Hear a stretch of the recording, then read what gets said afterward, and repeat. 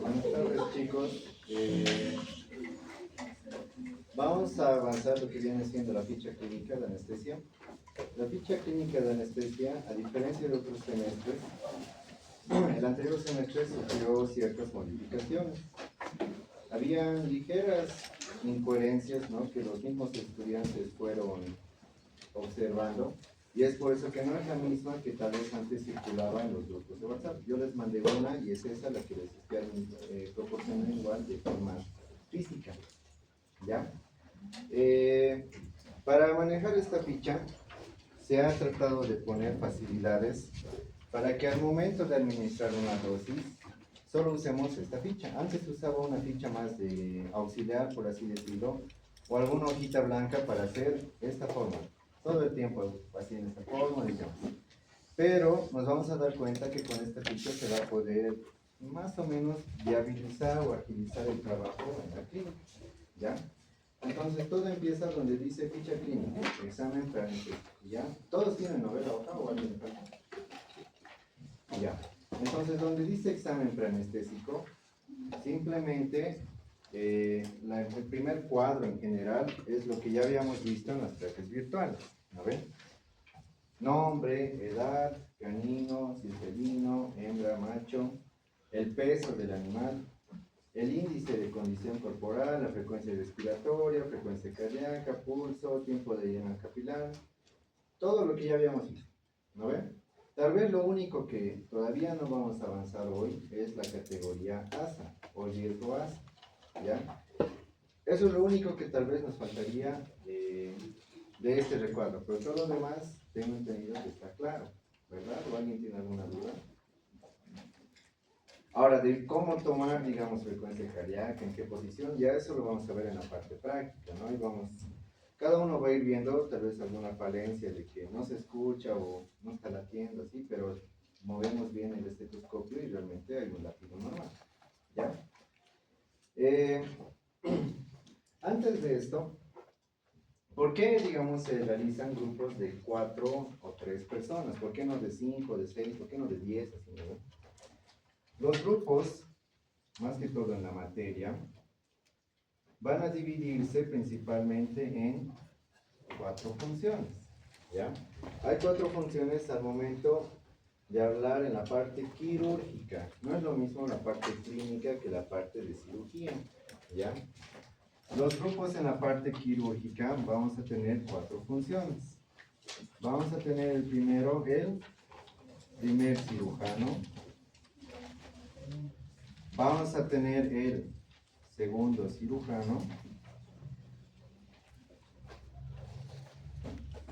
Vamos a tener al anestesista o anestesiólogo.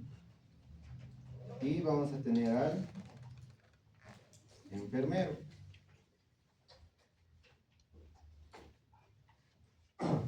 A lo que vi, solo hay, todos los grupos son de 4 menos 1, que es de 2. Entonces, en el grupo de 2, ¿qué pasa? Estas dos funciones se combinan. Entonces, esto lo realiza uno y esto lo realiza el otro. En grupos de 3, esta es una persona aparte, esta es una persona aparte y la tercera persona cumple estas dos funciones. Es muy importante saber en qué función nosotros vamos a estar puestos. No me puedo meter yo como primer cirujano en las acciones que va a hacer el enfermero.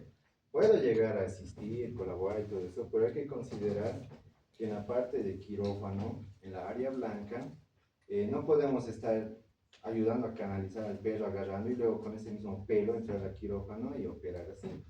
No es la forma correcta ni estéril de realizar una cirugía. Y normalmente, ¿por qué una cirugía puede salir mal en el postoperatorio? Porque no respetamos el área de esterilidad, ¿ya? En relación a estas funciones, preguntas, dudas. ¿Qué hace cada uno? Les voy a mandar un documento más o menos de forma general. Puede que haya algún vacío, sí. Que digamos alguna cosa que me olvide, lo vamos a ir viviendo en la parte práctica. Pero les voy a mandar, digamos, el primer cirujano más o menos qué cosas hace, el segundo qué cosas hace, la anestesista y demás. ¿Qué funciones tiene? Y ustedes tienen que meterse en papel. Van a sortear, eso ya es de forma interna ustedes, ¿no?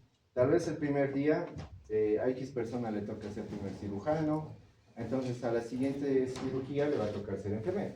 Entonces ya van a ir rotando, subiéndose. ¿Qué es lo mejor, entre comillas, de la materia? Es operar, ¿no? Es tal vez la cereza del pastel, ¿no? Entonces, pero no todo el tiempo, digamos, debería estar operando esa persona, porque en el examen, ¿qué pasa? Se realiza el sorteo de la función que le va a tocar a X persona. Entonces, no es, digamos, porque vos has operado más veces, vos vas a operar, o vos porque sabes canalizar vas a ser enfermero. Eso es al sorteo. Y si pasa, digamos, cualquier cosa, a veces al dedo. Digamos, si yo sé que vos no sabes operar, entonces vos operas. No porque sé que te ves mal.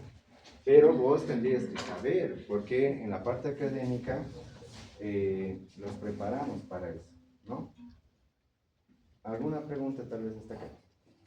La ficha que les he dado es exclusivamente del anestesista, ¿ya? Esta ficha la tiene que llenar en su totalidad el anestesista. El enfermero no llena esta ficha. Les he mandado otra ficha clínica y quirúrgica. ¿Qué diferencia hay entre esas dos? Si vamos a hacer pacientes que van a entrar a cualquier X cirugía, vamos a usar la ficha quirúrgica, porque tiene preguntas de anamnesis específicas para el procedimiento quirúrgico que se vaya a realizar. Si vamos a hacer un caso clínico, ¿qué ficha vamos a usar? La ficha clínica. Entonces, en sus celulares ustedes pueden ver, ahí les he mandado dos fichas, ¿ya? Entonces, si vamos a hacer ORCI, digamos, la siguiente semana, ¿cuál ficha vamos a usar? La ficha quirúrgica, ¿no? En esa ficha, como les digo, reitero, hay preguntas de anamnesis que son específicas de acuerdo al procedimiento quirúrgico. Y esa ficha, ya sea quirúrgica o clínica, ¿quién la llena? El anestesista, en su totalidad. Ahora, evidentemente, el trabajo que se realiza en lo que viene siendo el consultorio, normalmente es solo de estas dos personas. ¿Ya? Estas dos personas, ¿dónde van a estar? En el consultorio. Y estas dos personas en quirófano. Estos ya tienen que estar preparando su bulto, que lo vamos a ver igual más adelante cómo se arma. Tienen que estar con el lavado quirúrgico, ya tienen que ir preparando la mesa, ya tienen que estar ahí sus hilos, su hoja de bisturí, etc. Todo tiene que estar ahí. Y les voy a mandar igual manera la lista de qué cosas se necesitan que tienen que estar ahí, cosas que ya realizan, ya voy adentro. No, hay que considerar que estamos tratando con vidas, ¿no? Y nadie quiere perder una. Y no están trabajando con pacientes que ni siquiera son a veces de ustedes. Y a veces si son de ustedes, pucha, la presión es doble, ¿no? Y ustedes están puteando más a su compañero porque lo haga bien. Entonces siempre tratemos de ser, como les dije en la primera clase, empáticos con el dueño y hacerlo mejor como quisieran, igual ustedes se les tratase en la parte clínica. ¿Ya? En relación a esta parte introductoria, preguntas o dudas. Ya entonces, nadie se mete en la función del otro. A no ser, digamos, que yo les diga que ayuda a hacer esto. Puede llegar a pasar algún caso. Pero todos tienen que mentalizarse en lo que tienen que hacer. Y la concentración tiene que ser total. Por si acaso, no se puede entrar con celulares, ¿ya? A partir de la siguiente semana a clínica, no celulares. Para los cálculos, una calculadora y ya. Ya no, sin celulares. No quiero ver a nadie con WhatsApp o usando la calculadora celular ni nada, ¿ya? Sin celulares. Y, por ejemplo, el anestesista debería tener de preferencia el reloj de mano, ¿no? Un reloj cualquiera, ¿no? Un super LED, ¿no? Ahora, Viendo ahora la ficha, si se dan cuenta, aquellas funciones que, bueno, estas funciones que yo les expliqué son de la materia. En la parte exterior, en la parte externa, en la parte privada, pueden haber a veces, solo trabajan entre dos, el cirujano y el anestesista, nada más. Hay veces que trabajan entre tres, entre cuatro, entre cinco, entre seis, depende de las condiciones que también va a proporcionar la clínica. Entonces, en la segunda hoja, si todos ustedes ven, ahí dice lo mismo que hemos hablado acá. Dice primer cirujano, segundo cirujano, anestesista y enfermero, ¿no? Entonces, ¿qué tiene que ir ahí?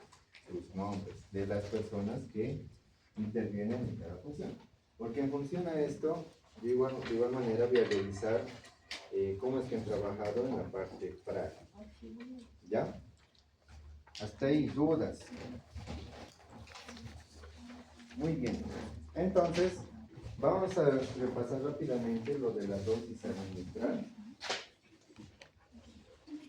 Ustedes que ya han comprado los distintos fármacos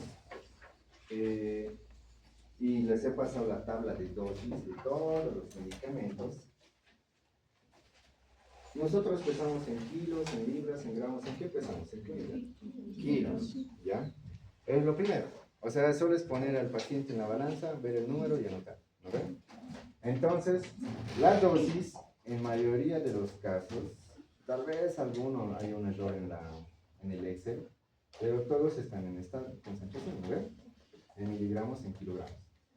Entonces, todos los medicamentos que utilicemos, la concentración que vayamos a utilizar tiene que estar en miligramos por ml. Va a llegar a ver que hay, por ejemplo, en gramos por cada 100 ml. Por ejemplo, les va a salir algo así.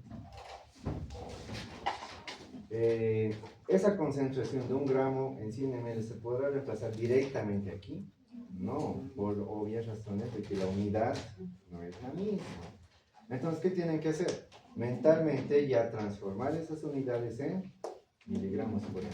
¿Cuántos miligramos tiene 1 gramo? 1000. ¿No ven? Entonces es lo mismo que decir que 1000 miligramos hay en 100 ml. Y incluso aquí ya podemos decir que es lo mismo que decir 10 miligramos por ml. Ese es uno. Porque hay algunos que son de 5 gramos por cada 100 ml, hay de 20 gramos por cada 100 ml. Ustedes ya tienen que ir indagando en los fármacos que ustedes tienen. En caso de que su medicamento diga la concentración, yo que sé, por ejemplo, la silacina, les ponga ya así. ¿Eso lo puedo reemplazar de forma directa? Sí, ¿no ves? Porque está en la concentración que me pide la fórmula. ¿Ya? Entonces eso ya, normal. Ahora pónganse, digamos, la ketamina, digamos, a algunos les sale así nomás. A ver. ¿Qué es lo que se tiene que hacer ahí por farmacología? ¿Qué se hace? Multiplicamos por la constante 10. Todo que sea en porcentaje, cualquier porcentaje, ya sea 10, 1, 2, 5, 20, multiplicamos por constante 10, siempre y cuando sea porcentaje, ¿no? Entonces, ¿cuánto va a ser la concentración de esto? 10 por 10, 100 miligramos por ml.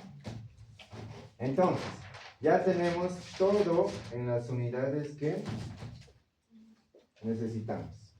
Ese es el primer principio que deben considerar para todos los medicamentos, ya sea que esté en porcentaje, ya sea que esté en gramo o tal vez de forma directa, pero sí o sí en la fórmula tiene que estar en esta concentración. ¿Ya? ¿Dudas, consultas? ¿Algo? Entonces ya en su caso ustedes van a ir indagando y van a ir viendo cómo se encuentra la concentración en sus fármacos. Ahora, para que sea más amigo, tal vez más fácil el camino, incluso un papel sticker, cuénenlo y ahí pónganse la concentración ustedes, ¿no? En casa ya lo anotan, digamos, para no estar ahí ciudad, pucha, puede ser, no me hago problema, ya, pero la cosa es que al momento de sacar las dosis, pucha, no me salgan, hay que ponerle 10 ml de ketamina a un gato de un kilo, ¿no? Muchas veces ¿dónde? Es eutanasia. Entonces, esto es muy importante porque siempre existe esta duda al momento de sacar dosis. Y ahorita les voy a mostrar cómo es que se encuentra en la tabla, en las tablitas que les di. Vamos, por ejemplo, a la parte de premedicación.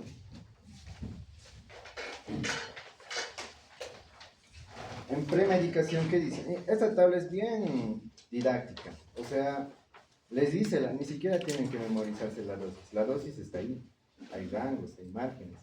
Y lo único que ustedes tienen que hacer es decidir qué rango van a utilizar. ¿En función a qué? Uno, el riesgo ASA, que lo vamos a ver más adelante.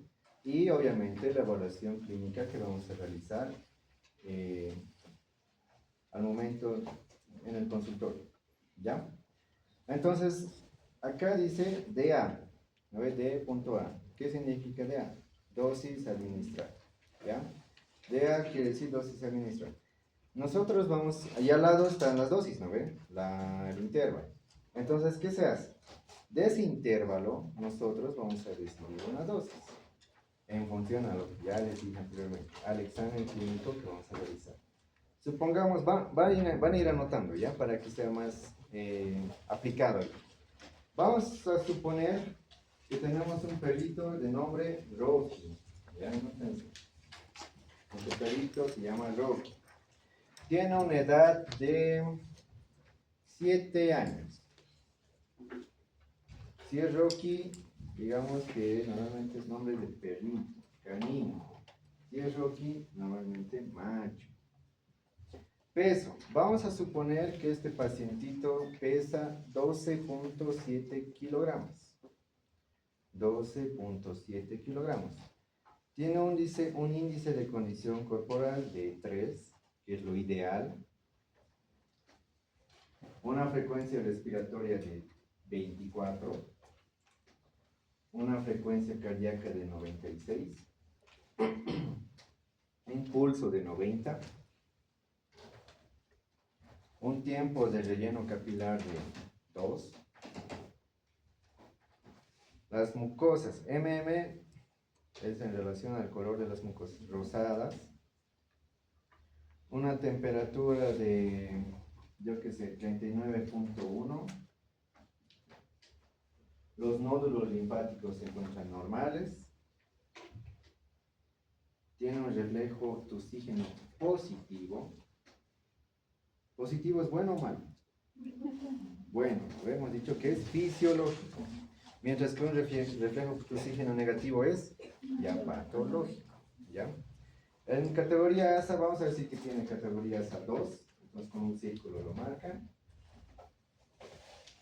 Y en observaciones, dependiendo del caso, pueden poner el procedimiento quirúrgico al que va a acceder. Y ahí pónganle orquiectomía.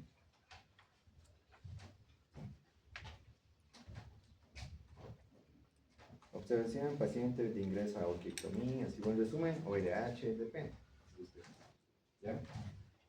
Abajo hace énfasis en relación a si se usa algún tipo de protector. Bueno, antes de la premedicación, en algunas clínicas suelen aplicar lo que es la fluidoterapia. Una fluidoterapia de preparación. Y normalmente esta ficha va en función a decir si esa fluidoterapia va a llegar a tener protectores hepáticos, vitaminas, antiácidos u otros. ¿Ya? En este márquenle en otro. Y vamos a poner simplemente ranitidina, pónganle ahí, por ejemplo. Ranitidina. Evaluación preanestésica realizada por, ya, ustedes vean eso, el enfermero X. ¿Ya? Entonces, ahora sí vamos a lo que es la premedicación. Sabemos que estamos tratando con un paciente relativamente geriátrico, ¿no ven? La frecuencia cardíaca en pacientes. A ver, consideremos más o menos el peso. ¿Es un perro grande, pequeño, mediano? Mediano a grande, ¿no ven? Más o menos. Entonces, es mayorcito, es relativamente grande. La frecuencia cardíaca podemos decir que va de la mano al tamaño. Entonces, ¿qué vamos a decir? Vamos a tal vez poner una dosis intermedia. Hay que considerar que aquí todavía no estoy tomando en cuenta en caso hubiera exámenes complementarios, ¿no? Si es que el paciente llega a acceder a un hemograma, una química sanguínea, evidentemente podemos hacer un mejor plan anestésico, pero en mayoría de los casos no se puede acceder mucho a esto. Pero siempre hay que asumir que el paciente no es del todo sano sin tener esos estudios. No podemos decir, no, parece bien así, ¿no? Siempre hay que dar esa, ¿cómo se dice? Dar el beneficio de la duda, ¿no? De que puede estar mal, ¿ya? Entonces, a ver, vamos a manejar una dosis administrada de 1.3.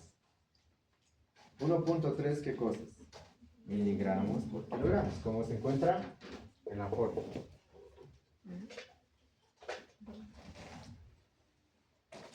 1.3 miligramos por kilogramo. Concentración. ¿Cuál es la concentración de la silacina?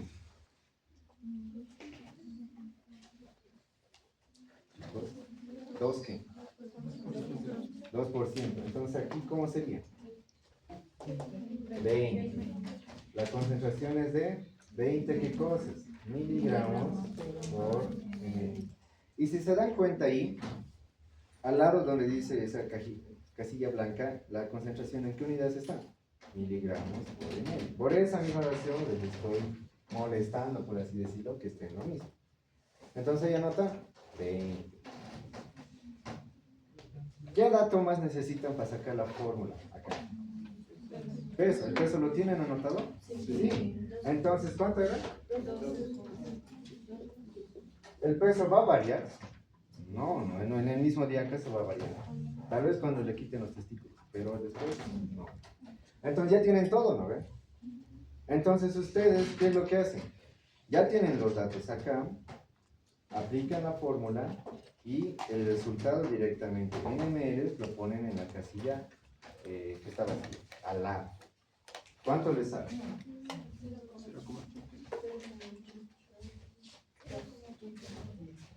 ¿Cuánto? 0,82. ¿En qué unidad será? Ml. Listo. Y lo mismo está en la tabla. Ya, o sea, es bien sencillo, ¿no? Es aplicar la fórmula, anotar y ya saben cuánto es la dosis que tienen que cargar. ¿Cuánto entonces van a cargar en su jeringa? Ahora, ¿qué jeringa me convendrá utilizar? ¿De 1, de 3 o de 5? Pero igual puedo usar una de 3, ¿no? No habría problema. Eso ya ustedes van a ir viendo cómo es el manejo de insumos al momento de hacerlo. Pero digamos, este 2 no influye tanto, yo puedo cargar en uno de 3, 0,8. No habría mucho problema. ¿Ya? Vamos entonces con el siguiente, repetir el procedimiento. Del tramador, de igual manera, tenemos intervalos de 3 a 5.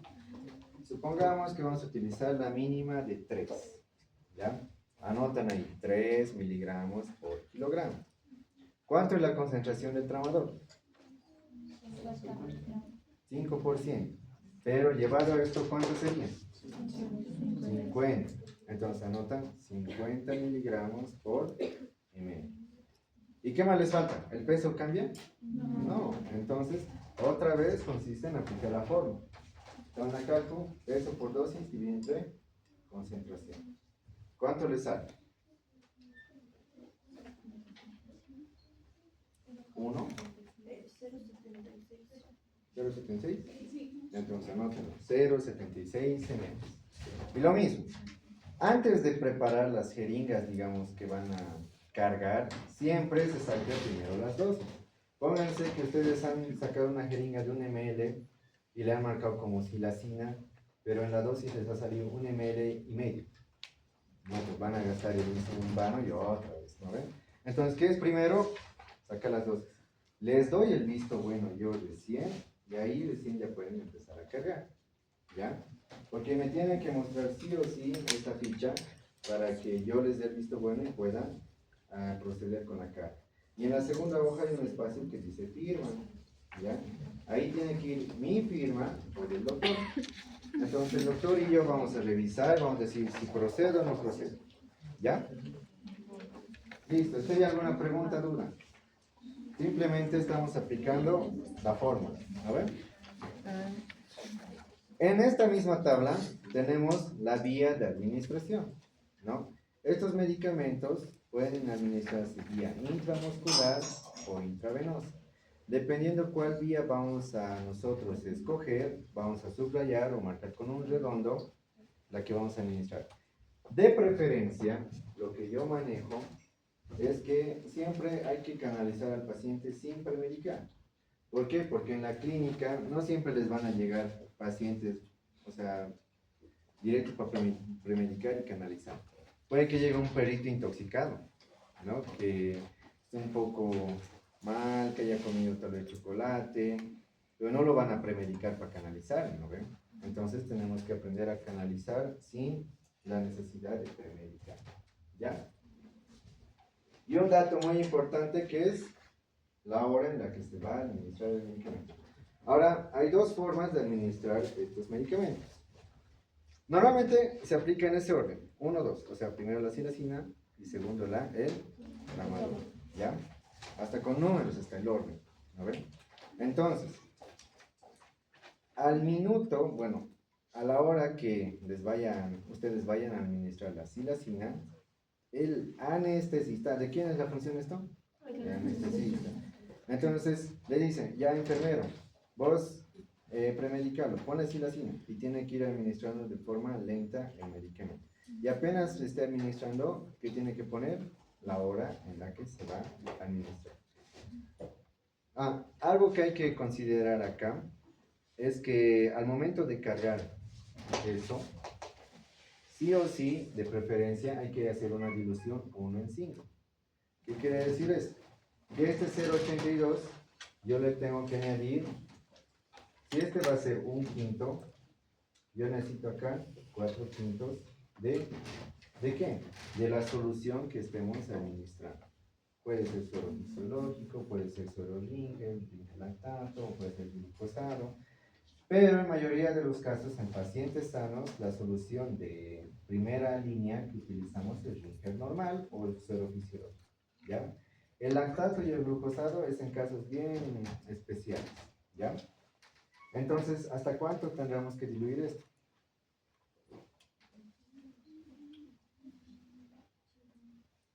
Si este es 1/5, ¿cuánto será 4/5?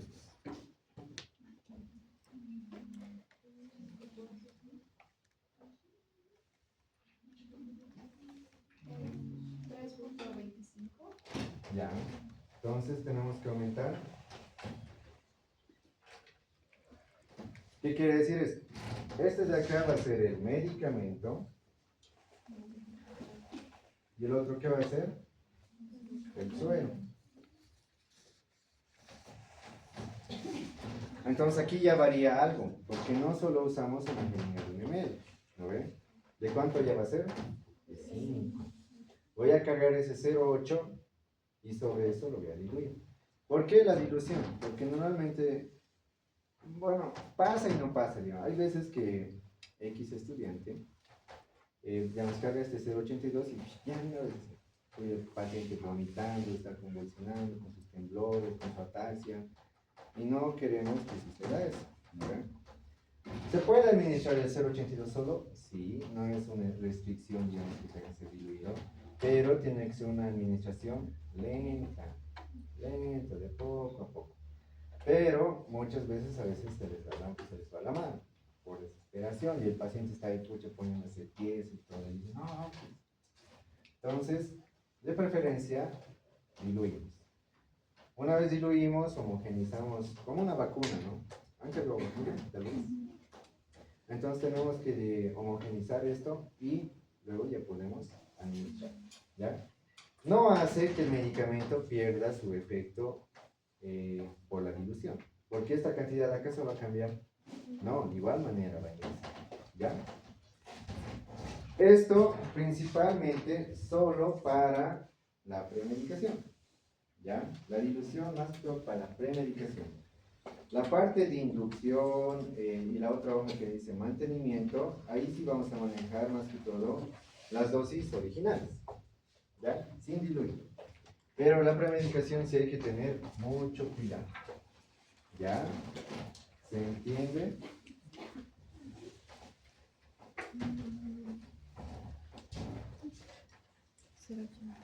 Listo.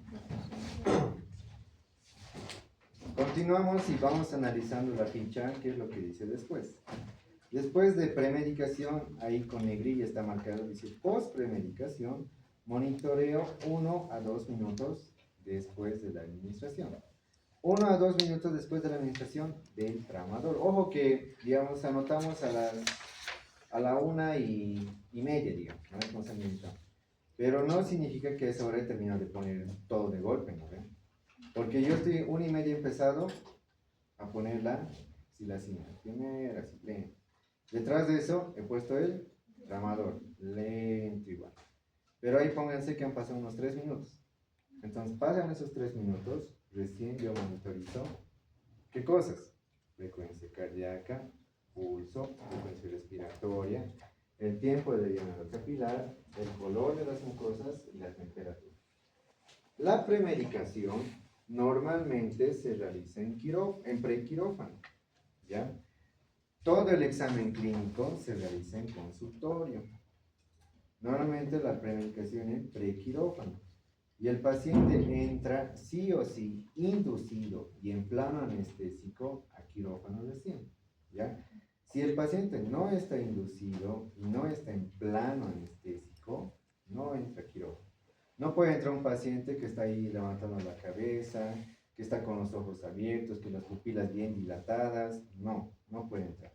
Y siempre deben pedir el visto bueno del doctor o de la persona, ¿ya? Porque no puede entrar el paciente a quirófano y estar ahí parándose al rato, ¿no?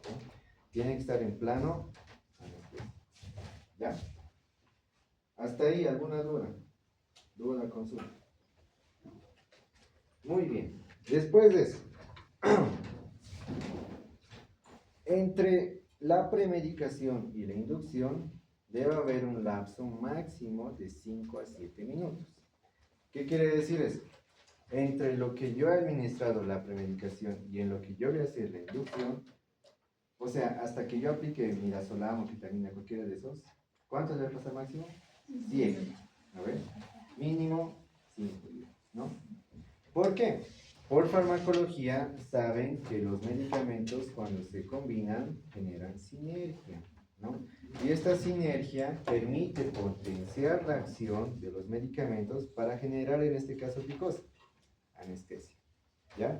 Si nosotros nos pasamos de estos 7 minutos, ¿qué es lo que va a llegar a pasar? Perdemos la sinergia. O el grado de sinergia que antes, digamos, podía ser del 100%, baja al 20%. Entonces, otra vez tenemos que hacer maniobras de premedicación, tenemos que otra vez administrar todo. ¿Y si es un paciente hepático, a quién estamos exigiendo más? Al mismo hígado, ¿no ven? Listo. Eso es muy importante. ¿Por qué? Porque muchas veces tardan un montón en solo administrar eso. Y si se dan cuenta, digamos, leyendo o explicando, no es tan complicado. Pero evidentemente en la práctica ya es otra cosa. Pero ustedes, como les digo, concentrados tienen que estar en lo que se realiza. ¿Ya? ¿Hasta ahí alguna duda? ¿Consulta? Muy bien.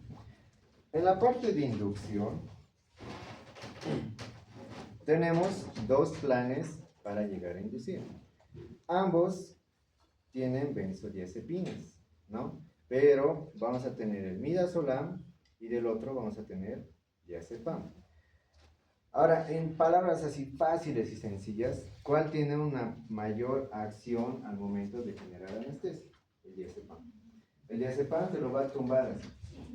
Entonces va a ser normalmente para cirugías de preferencialmente un poco más largas, ¿no? Mientras que a diferencia el midazolam va a generar un efecto tal vez un poco más corto. Porque ambos están mezclados con ketamina, ¿no ven? Pero, ¿cuál es el que hace la diferencia de un plan respecto al otro? El midazolam o el diazepam. Entonces, la primera cirugía nosotros realizamos con diazepam. ¿Por qué?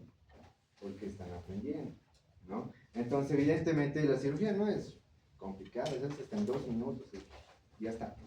Pero hay que considerar que estamos aprendiendo, entonces hay que pulir la técnica quirúrgica Y para pulir una técnica quirúrgica, ustedes necesitan un gato que esté quieto.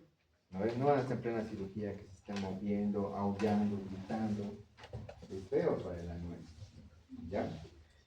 Entonces, esa es en sencillo la diferencia más básica. Pero cuando avancemos realmente lo que es el tema anestesia como tal, ahí les voy a mostrar y se van a dar cuenta de más o menos cómo funciona esta cosa. ¿Ya? Entonces, de igual manera, sigue el mismo protocolo de arriba, ¿no ves? Si se dan cuenta, tenemos dosis a administrar, tenemos concentración y tenemos cantidad. Entonces, vamos a hacer otra vez el ejercicio. ¿Con cuál plan vamos a trabajar? ¿Con cuál vamos a hacer la primera cirugía, hemos dicho? El 2. Entonces, subrayan plan 2, ¿no? O le ponen una X, no sé. Vamos a administrar una dosis de 0,25 miligramos. Ya noten. ¿Cuánto es la concentración del midazolam? O digo, del diazepam. Bueno, es la misma de los dos. ¿Cuánto es? 0,5%. A ver. ¿Qué es lo mismo que decir cuánto? 5 miligramos por ml. ¿Ya? Entonces, ¿cuánto es la concentración? ¿Cuánto van a poner? 5. Tenemos dosis, tenemos concentración. ¿El peso ha cambiado? No. Entonces, ¿cuánto le sale la dosis en ml?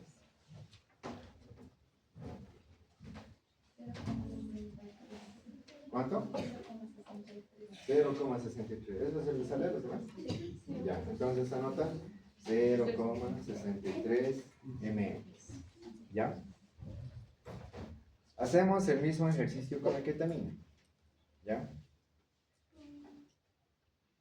De 2.5 a 5 miligramos por kilo. ¿Cuánto vamos a decir? Yo qué sé. 4 miligramos por kilogramo. ¿Cuánto es la concentración de la ketamina? 10%. 10 por 10, 100 miligramos por kilo. ¿Ya? Entonces, ¿tenemos ya los tres datos? Sí. Entonces, simplemente tenemos que reemplazar. ¿Cuánto le sale? 0,5.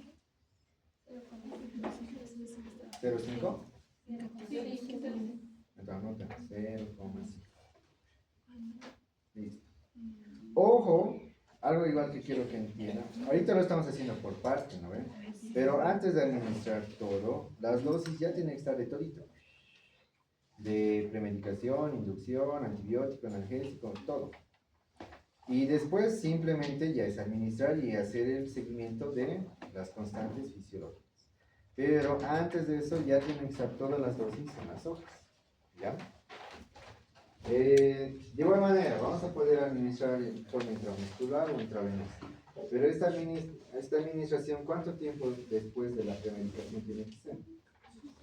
Máximo 7 minutos. Y eso métanselo en la cabeza porque pasa y pasa. Que están 20 minutos después y dicen, no, si no cae. Obvio que no va a caer, pues, ¿por qué? Ya se han pasado el tiempo de ese medio. Entonces hay que hacer otra vez drogar al paciente con otro medicamento y demás, otro show. Eso de igual manera se van a dar cuenta en la clase de anestesia, ¿ya? ¿Qué más? Muy importante que tenemos que poner la hora en la que estamos administrando el medicamento, ¿no ven? Una vez terminamos de administrar la inducción correspondiente, otra vez hacemos la monitorización de ¿qué? Constantes fisiológicas. No es lo mismo que se valora. No, pero en este caso algo que no van a monitorizar cuando dependiendo del grupo es la saturación de oxígeno. ¿Es algo importante? Sí, pero muchas veces no se puede acceder, digamos, a estos equipos. Pero hay veces, si tienen oxímetros de uso humano, se puede llegar a adaptar a estos animalitos. Si tienen, bien, y si no, no. ¿Si hay alguna duda? Consultan. ¿Así cuánto era de la dosis de ketamina? ¿Dosis? De Ahí dice, pero. no, Concentración. Dosis administrada. 2,5 a 5, ¿cuánto nos dijo? 4, creo. 4. 4. Gracias. Ya. Vamos con el siguiente. Dice antibióticos. Vamos a manejar en mayoría de los casos solo 3. Cefalexina, amoxicilina más ácido clavulánico, enrofloxacina. Y dependiendo del caso, porque a veces llega un OVH así normal, pero llega a ser una piometría, ¿no? Casos perdidos, eso ya es emergencia, ¿no? Pero en caso, digamos, que llegase a pasar, algún rato vamos a usar ceftriaxona o cefotaxima, ¿ya? Entonces, esos 5 antibióticos necesitan saber qué cosa, dosis y concentración. Porque eso ya no les pone rango, ¿no ves? Porque ahí tendría que poner rango de todos los antibióticos. Entonces, eso ya en la cabeza tiene que estar, de cada uno de ustedes, ¿ya? Dice dosis, ustedes van a anotarlo, la concentración lo mismo, tienen el peso y sigue esa misma forma, ¿no ven? Todo es lo mismo. Van a poner la cantidad que les sale en ml y la vía. Aquí la vía dice intramuscular, pero va a haber momentos en los que yo les diga que tienen que aplicar subcutáneo o tal vez igual intramuscular. Eso vamos a valorarlo conmigo. Me dice intramuscular o subcutáneo. Porque hay muchas veces que se administran. Pónganse que toda la premedicación e inducción ha sido intramuscular. Con un antibiótico más vamos a meter intramuscular. O sea, ya es mucho desgaste, ¿no?, del cuerpo y la absorción evidentemente va a ser más lenta, ¿ya? Dependiendo, como les digo, ningún paciente va a ser lo mismo. ¿Y qué tenemos que poner ahí? La hora. Ojo que el antibiótico se decide en el postoperatorio. ¿Ya? Entonces ahí se pueden notar que va en el postoperatorio. No administramos antibióticos antes, durante, no. Hacemos en el post. ¿Ya? ¿Por qué? Porque puede pasar todo durante la cirugía. Hay veterinarias que dependiendo del protocolo les ponen, ya ponle antes de que ingrese al quirófano antibióticos, su antiinflamatorio, analgésico, todo. Pero es que ellos ya tienen un protocolo que saben que el cirujano va a cumplir. Nosotros todavía estamos aprendiendo, ¿ver? Entonces hay que considerar que puede pasar de todo, ¿ya?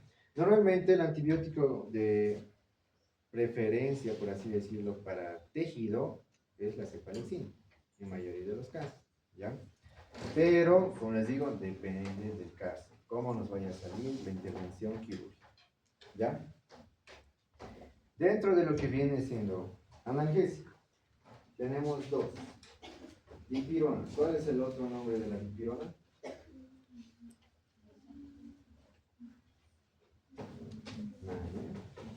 Ya eso va a entrar al examen. Ya, la dosis 20 a 25 miligramos. Lo mismo. En este caso, por ejemplo, no hay un espacio exacto para poner la dosis a administrar, ¿no ven? Pero simplemente pueden subrayar 20, 25 o ahí hay un pequeño espacio al lado del 25 para que ustedes puedan anotar la dosis, ¿ya? Al lado simplemente va la concentración. ¿Cuánto es la dosis de la dipirona? Digo, la concentración. Ya igual va a entrar el examen. 500 miligramos por ml, ¿ya? Entonces supongamos que trabajamos con 20, ¿ya? 20 miligramos por kilogramo y tenemos una concentración de 500. ¿Tenemos el peso? Sí. Entonces simplemente tenemos que reemplazar, ¿ya? Entonces igual ustedes hagan el ejercicio. 500.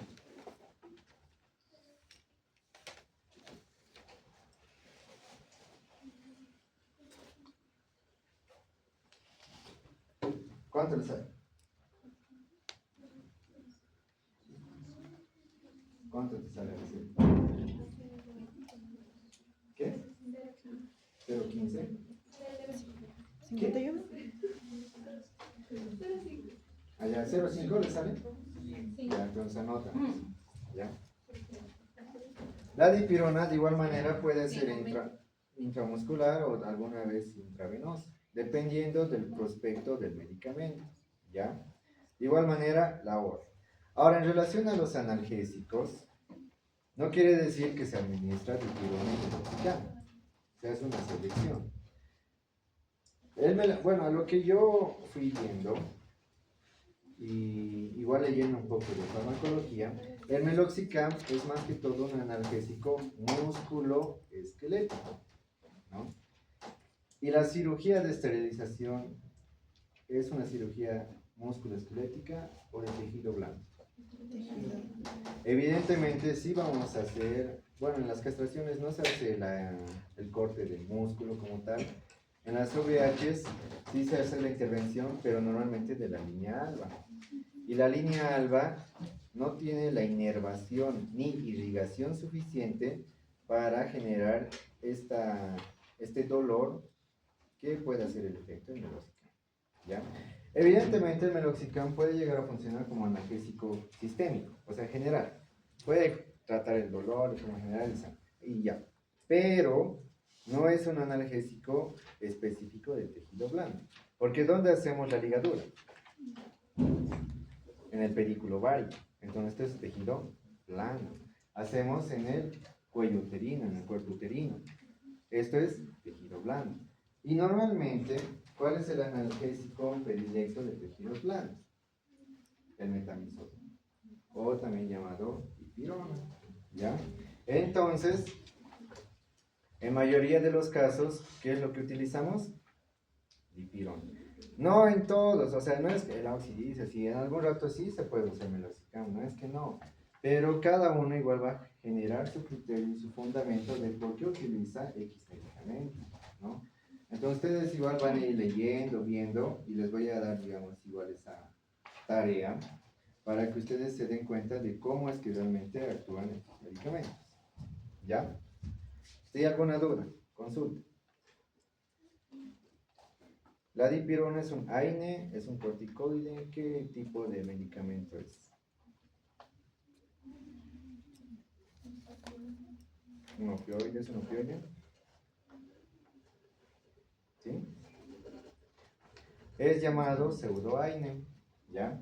Porque sí tiene características moleculares parecidas a los AINES, pero no genera las contraindicaciones específicas de un AINE.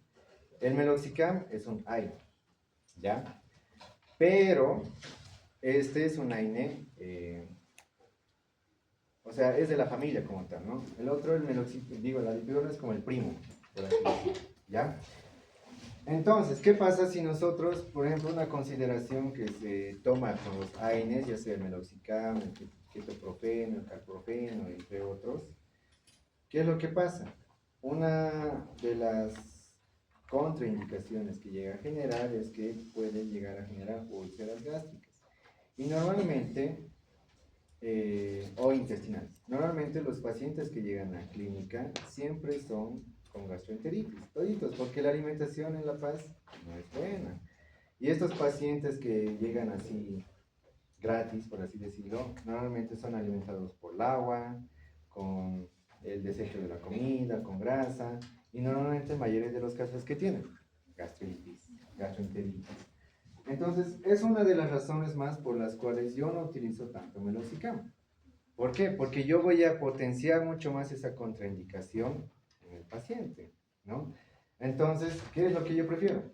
Dipirona. ¿Por qué? Porque no genera esta contraindicación del paciente. Evidentemente, van a tener dueños, hay veces que a lo gratis vienen muchos pastores alemanes, golden retrievers, caros, y quieren gratis, ¿no ven?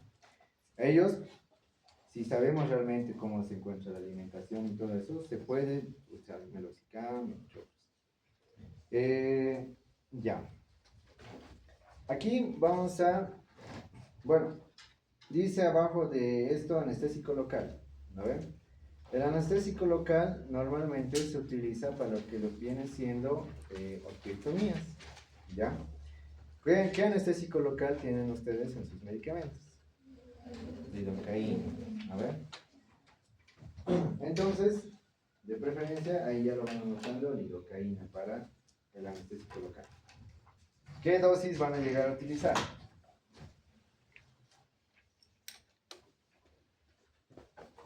Pónganse que 2 miligramos por kilogramo. Ya, para hacer sigue el ejercicio, ¿no ve que estamos haciendo 0? 2 miligramos. Tienen que revisar la tabla del Excel. Ya, ahí están los rangos. ¿Qué concentración tiene la lidocaína? Mayoría de los casos, ¿cuánto? 2%. 2 por 10, 20. Entonces ahí ahora hay un espacio para que pongan concentración. 2 por 10, 20. Sacan la dosis. ¿Y cuánto les sale? Les debe salir 0,12. 0,127 tal vez. Un ml. Entonces ponen 1,27 ml. ¿Ya?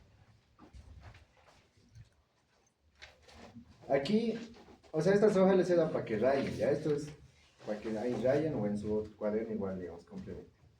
El anestésico local depende de la técnica del anestesista, del mismo cirujano. Normalmente, donde yo más utilizo va a ser simplemente en orquiectomías. Y la vía de administración, la ruta, ahí si se dan cuenta hay un espacio. La ruta es intratesticular, ¿ya? Y la administración es 50% de la dosis en un testículo y 50% de la dosis en el otro testículo. Para bloquear los nervios periféricos que tenemos en esos testículos. Porque como los vamos a extraer, ¿le duele o no duele? Duele, ¿no? Entonces, se va a bloquear. Ahora, si se dan cuenta, ojo, y esto quiero que quede bien claro, ya sea gato o perro, la administración de este anestésico local se realiza en prequirófano. Siempre. La administración de este anestésico local se realiza en prequirófano, jamás en quirófano. ¿Por qué? Porque normalmente este medicamento tiene un periodo de absorción de unos 5 a 7 minutos para que realmente bloquee los nervios. Si nosotros decimos, entramos al quirófano, ya está el gatito, ¿no ha puesto lidocaína? No, ahorita, ya me pone, ya empezaré, ya acabó la cirugía y recién va a ser efecto. ¿No ven? Entonces, tenemos, si se dan cuenta, esos 5 minutos es en lo que traen al paciente, lo acomodan, que le ponen los campos, que traen los fármacos, y ahí va a ser efecto cabalito para que empiece la cirugía. Entonces, ¿en qué rato se administra? En prequirófano, ¿no? O también llamado en el momento preoperatorio, ¿ya? Porque no todos vamos a hacer las cirugías en quirófano, o sea, digo, la parte preoperatoria en prequirófano. Algunos van a hacer en consultorio, algunos sí en prequirófano, por el factor espacio nos vamos a distribuir, ¿ya? Eso de igual manera se van a dar cuenta con la clase de momentos quirúrgicos, ¿ya? ¿Así alguna duda? Consulta. Es bastante genérico, ¿ya? Pero enfocado en la ficha clínica. ¿Qué tenemos? Medicación para caninos machos. Furosemida, epinefrina. ¿Qué función tiene la epinefrina específicamente para machos? ¿Epinefrina es lo mismo que adrenalina? ¿No? ¿Lo mismo o no? ¿Qué función tiene? A ver. Bueno, yo no sé si lo ven en fármaco, pero la función importante y lo que nos importa para esta intervención quirúrgica es que es un vasoconstrictor. Entonces, ¿qué finalidad tiene que nosotros queramos construir un vaso? Evitar de que la circulación sea mayor y evidentemente tener menos sangre. A ver, va a tener una cirugía mucho más limpia. Ahora, aquí dice medicación para caninos machos, ¿no? Muchas veces la bupivacaína viene mezclada con epinefrina. Y esta evidentemente es más costosa que la lidocaína, pero cumple la función de anestésico local y a la vez vasoconstrictor, en un solo medicamento. Y esto se utiliza mucho en equinos, ¿no? En la castración de equinos, bueno, lo que yo vi es una bupivacaína más la epinefrina. Porque evidentemente el vaso de un caballo es mucho más grande que el felino, ¿sabes? Entonces permite vasoconstrictor, ¿ya? Para evitar lo que dijo Anaí, una hemorragia, ¿ya? Va a haber casos en los que sí o no, no es de protocolo general, eso quiero que se entienda, ¿ya? no es de protocolo general usar epinefrina en los caninos. Primero porque normalmente tenemos las pinzas hemostáticas y no, hasta ahora no he tenido mucho problema, pero siempre hay que tenerlo a la mano, ¿ya? ¿Por qué? Porque la acción que va a generar la epinefrina normalmente en las hemorragias lo utilizamos de forma tópica, no es inyectable, es tópica. Entonces pónganse que hacemos una incisión y ya empieza a sangrar, ¿no? Un poquito, entonces le echamos un poco de epinefrina y ya va a hacer vasoconstricción de los capilares que tenemos ahí. Que pueden ser pequeños, pero a veces son bien chinchosos y van liberando sangre, ¿ya? Lo que sí, la furosemida sí es de protocolo general en perros machos, ¿ya? En mayoría de los casos, en los pacientes que se manejan en la clínica, siempre van a, bueno, no siempre, en mayoría de los casos vamos a tener tristemente el problema de un edema postoperatorio. ¿Por qué? Porque recordemos que están aprendiendo. Entonces, ¿qué pasa? Ustedes manipulan así uno y otro y otro. Entonces, normalmente ya al día siguiente me mandan una foto y uno sigue sus testículos ahí. Pero no son testículos, es una acumulación a veces de los mismos coágulos que ustedes dejan ahí, ¿no? Entonces, ¿qué función va a generar la furosemida? De ese edema postoperatorio. ¿Qué va a hacer?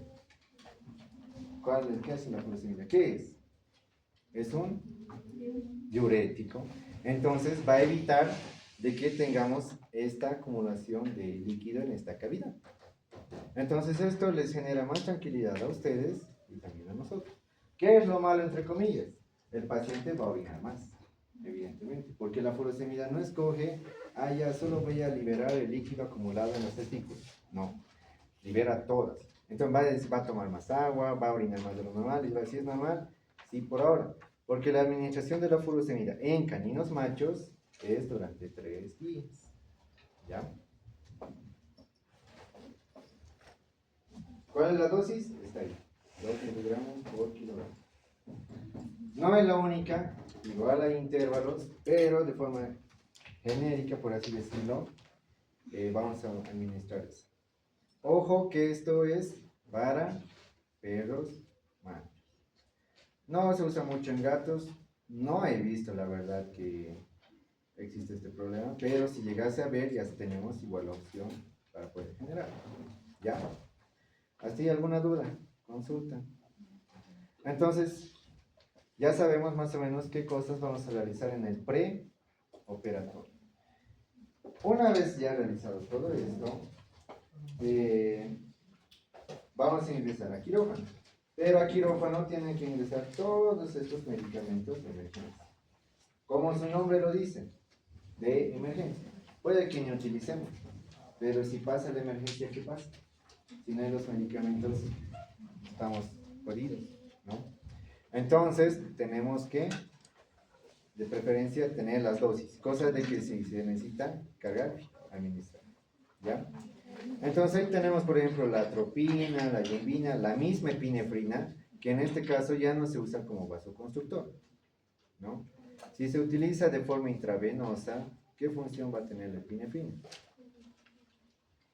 En simples palabras, ¿qué? Acelerar el corazón, ¿no? Podemos tener pacientes que por X motivo le da una bradicardia bien marcada, entonces, o se detiene el corazón, que utilizamos epinefrina. Eso siempre, por eso es la monitorización constante, que lo vamos a ver ahorita, pero hay que considerarlo de tenerlo a la mano, porque no deseamos que pase, pero siempre hay que estar listos para lo peor, ¿ya? Acá, tal vez háganle un pequeño asterisco a la dexametasona, porque este de acá es un medicamento corticoide, antiinflamatorio, antihistamínico, muchas cosas, que lo usan para todo y para nada, ¿no? Muchas veces en las veterinarias. Y otra vez reitero, digamos, dependiendo del protocolo y de la veterinaria en la que estén, la dexametasona en la materia, ¿con qué finalidad se utiliza? Para evitar inflamación, ¿no? Porque evidentemente después de un manipuleo externo de cualquier órgano, vamos a generar inflamación, ¿no? Porque vamos a estimular las células que generan inflamación con neutrófilos y demás a consecuencia del procedimiento quirúrgico que vayamos a realizar, ¿no? Entonces, aquí la DEXA, por ejemplo, se puede usar desde 0,05 miligramos hasta incluso 0,4. Depende mucho del caso, ¿ya? No sé si de igual manera está así en el Excel, pero igual se lo pueden anotar, ¿ya? Desde 0,05 a 0,4 miligramos por kilogramo. El etamcilato. El etamcilato normalmente viene casado con la vitamina K en el medicamento denominado coagulomax, ¿ya? Entonces, van de la mano. Ahora, ¿hay etamcilato en ampolla de uso humano? ¿Se puede usar? Se puede usar, no hay problema. Pero evidentemente la concentración no es la misma. Eso tomen en cuenta. Vitamina K y en ampollas igual, ¿no? Se puede utilizar, ¿ya? Otra vez tenemos la furosemida, tenemos el doxapram, la noradrenalina, minofina, ¿ya? Entonces de esto igual van a hacer les voy a decir más rato qué es lo que tienen que hacer, ¿ya? En relación a estos fármacos de emergencia para que conozcan cómo es su efecto. ¿Dudas o consultas hasta ahí? Lo estoy haciendo, creo que lo más lento posible para que se entienda, porque en algún momento todos van a ser anestesistas, ¿no ven? Necesitan entender eso. Atrás, peso, nombre, firma. Firma del niño del doctor, peso otra vez del paciente, nombre del paciente. Bueno, depende de ustedes, ¿no? Algunos a veces lo imprimían aquí atrás en una misma hoja, ¿ya? Plan 1 y plan 2. Normalmente, si yo escojo el plan 1 en la inducción, voy a escoger el plan 1 en mantenimiento. Si yo escojo el plan 2 en la inducción, voy a escoger el plan 2 en mantenimiento. ¿Por qué? Si se dan cuenta, uno es diazepam, y otro es midazolam. ¿A ver? No es estricto, no, si dice que tiene que ser sí o sí, no, pueden usar igual el otro, tendría que estar ahí a la mano. Pero normalmente va así, ¿ya? No es estricto, pero normalmente va así. Ahora aquí, de igual manera, me van a poner estrellita a los medicamentos que les voy a decir. Ya sea en plan 1 o plan 2, amidazolam y diazepam, a la ketamina y al propofol inicio. Midazolam o diazepam en los dos, ketamina y propofol inicio. En esas dosis que se encuentran en el cuadro y de esos medicamentos es lo que vamos a trabajar, ¿ya?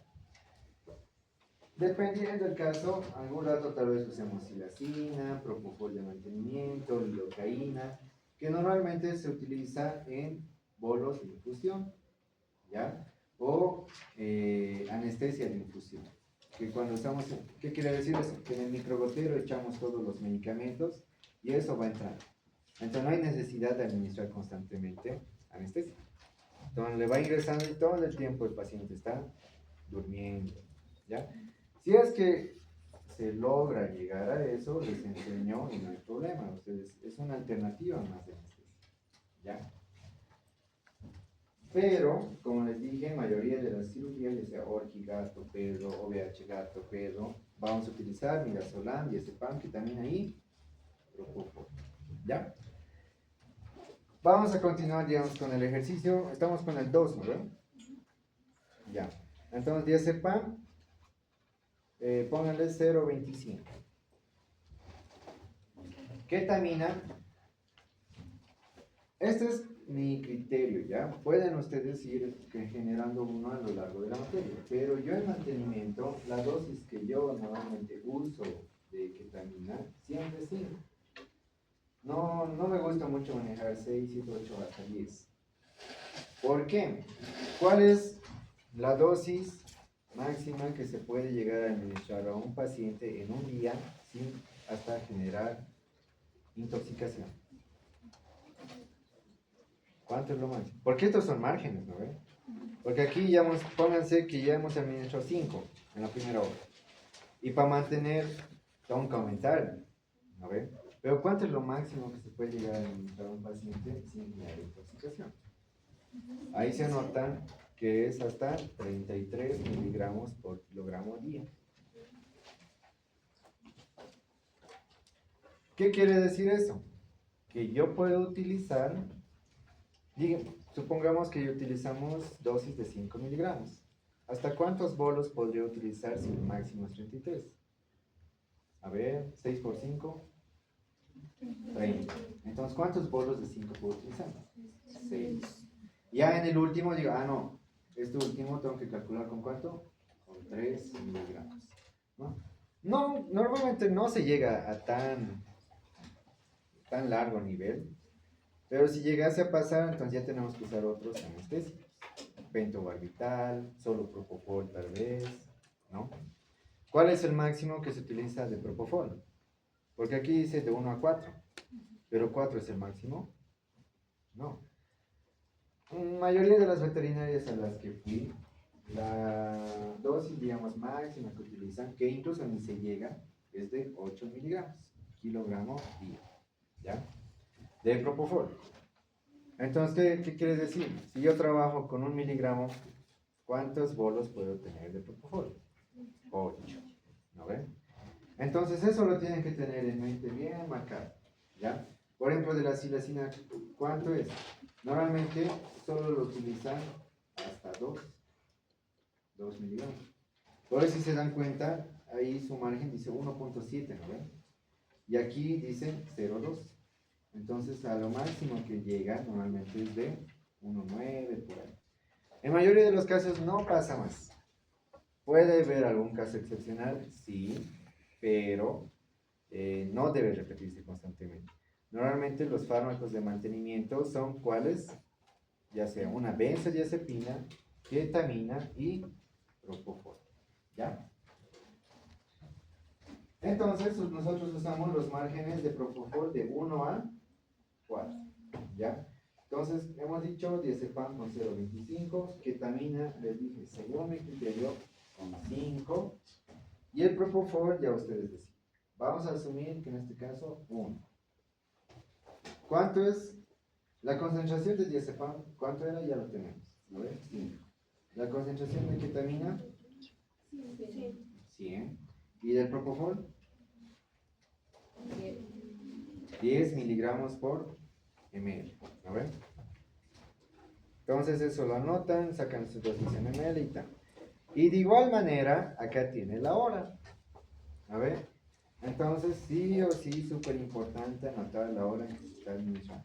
Muchas veces el paciente en neoquiptomías pagatos con la inducción basta y sobra para terminar la cirugía. Pero como están aprendiendo, nada raro que se utilice parte de mantenimiento, ¿ya? Eso deben considerarlo y tomarlo muy en cuenta. ¿Hasta ahí alguna duda? Consulta. Una vez que el paciente ingresa a quirófano y el cirujano, el primer cirujano se encuentre con el bisturí y haga el primer corte, inicia la cirugía. Y el anestesista tiene la función de anotar la hora donde inicie inicio de cirugía. Apenas se haga la primera incisión. Ahí empieza. Entonces, en este momento, anotan y termina la cirugía cuando realicen el último punto, ¿no? Ya está, listo. Pero no solo es retirado por lo menos los campos primarios y secundarios del paciente. Ahí ya termina la cirugía. ¿Ya? Solo es poner horas. A ver. Ahora, en la parte que dice monitoreo, esto es muy importante. ¿Por qué? Pasa cualquier cosa en quirófano. Esto debe estar de la mano del anestesista y el enfermero. Ambos deben repartirse las tareas al momento de auscultar al paciente. El enfermero es la única persona permitida de salir y entrar de quirófano. Una vez el anestesista entra, no puede salir. te encarga de monitorizar. Si dicen, ay, no, me he olvidado de esto, solo la enfermera. No va a ser el primer cirujano con sus buenas. No, yo sé dónde está, yo tengo las llaves. No, eso ya ustedes tienen que decir. ¿No? No, es que yo tengo que dejar. No tiene que pasar eso. Salen así y ya, pues, chao cirugía. ¿No? Esto de acá, tengo una planilla un poco más larga. Ya, a veces esto queda corto, son pocos espacios. Entonces hay una que solo es de monitoreo.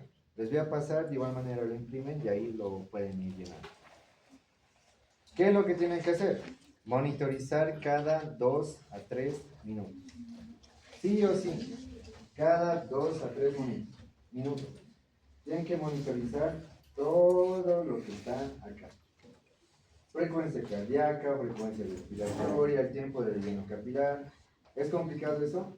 No, es escuchar el pulmón, escuchar el corazón, ver la mucosa de la boquita, el color, la saturación de oxígeno, dependiendo no si el grupo puede acceder al equipo. Temperatura. La temperatura, como les dije en la primera clase, no vamos a hacerla rectal en la parte intraoperatoria. A ver, vamos a hacerlo auricular o puede ser de la boquita. ¿Ya? Entonces, ustedes tienen que buscar de igual manera cuál es el parámetro fisiológico de tomar la temperatura, incluso en la axila, como a nosotros, se puede. Pero el parámetro hay que verlo, porque los parámetros que yo les proporcioné son de temperatura rectal y no es lo mismo, ¿ya? Eso hay que tener cuidado, ¿ya? Reflejo palpebral, reflejo mandibular y posición ocular les voy a mostrar ya en la clase, porque, o sea, es con imágenes, ¿no? Y ustedes se van a ir dando cuenta en función a la imagen cómo se encuentra la posición del ojo y demás. Y aquí también, algo muy importante dice, medicación aplicada o no. Digamos que han tomado constantes, no se ha movido, y ha administrado propofol, silacina, queta, o lo que sea, anota. Y la dosis que han administrado. Porque no van a administrar todo lo que está acá, ¿no? Yo les voy a decir, ¿cómo está? Si no, parece que se quiere parar. Así. Hay características que igual les voy a mostrar en la clase virtual, que nos van a llegar a dar indicios de que el paciente está sintiendo. Por ejemplo, una taquipnea que se empieza a agitar, más agitado de lo normal, pero está durmiendo. Puede ser dolor. Una taquicardia, que el corazón igual está más agitado de lo normal, igual puede ser indicio de dolor. Y así hay distintos parámetros, ¿ya? Que grita, si el perro se para, obviamente, no es un indicio de dolor, ¿ya? Y todo tiene que estar anotado acá, ¿ya? Si es que no hay nada, entonces le ponen sin novedad, sin novedad, sin novedad. Si ahí pasa algo, no, sea lo que sea que pase, ¿no? Se le ha caído el bisturí a la cristera. No.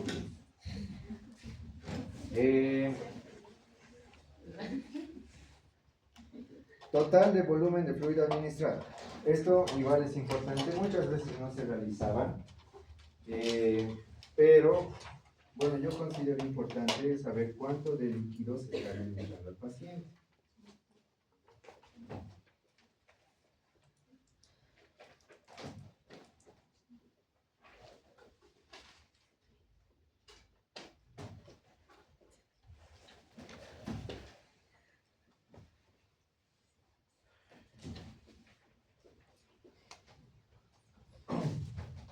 Ayer yo les di una fórmula, a ver, y esta es la otra fórmula para saber cuánto de fluido se debe administrar a un paciente por día, ¿ya? ¿Cuánto pesaba el perito? Y reemplazando, ¿cuánto sale?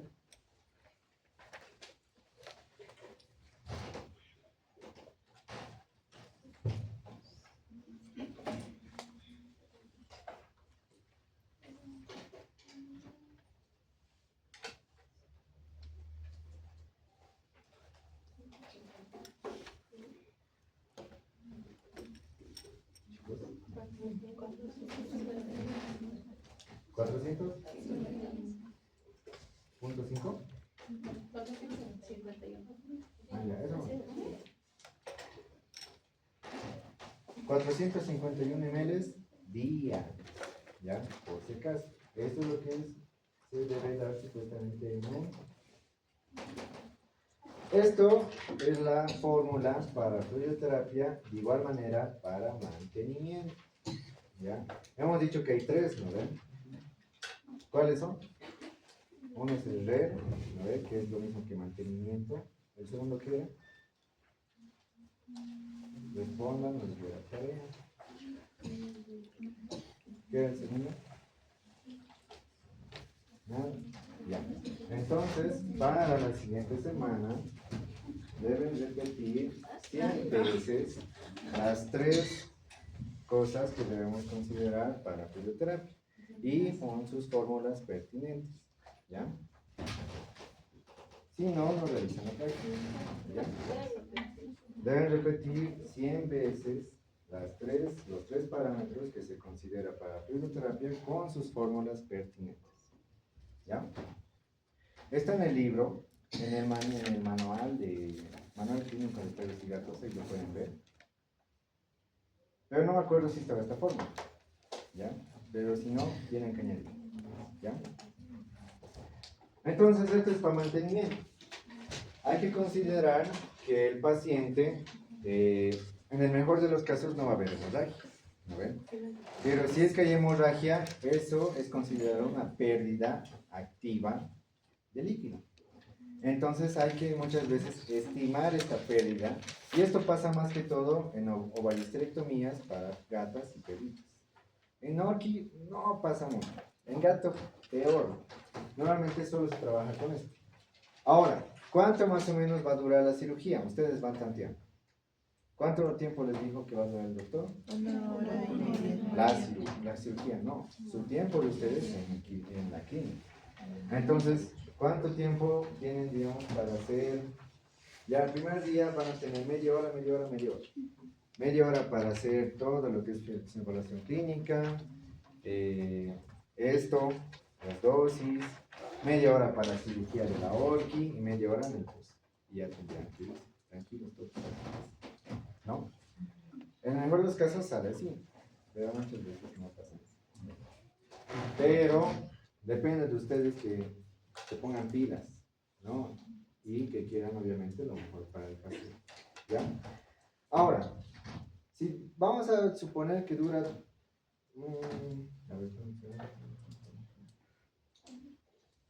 ya, vamos a suponer que dura 2 horas, ¿no? ¿Esto cuánto es? 451 ml por día. Entonces hacemos una regla de 3. Si 451 ml yo necesito para 24 horas, ¿cuánto necesitaré para 2 horas? ¿Cuánto le sale?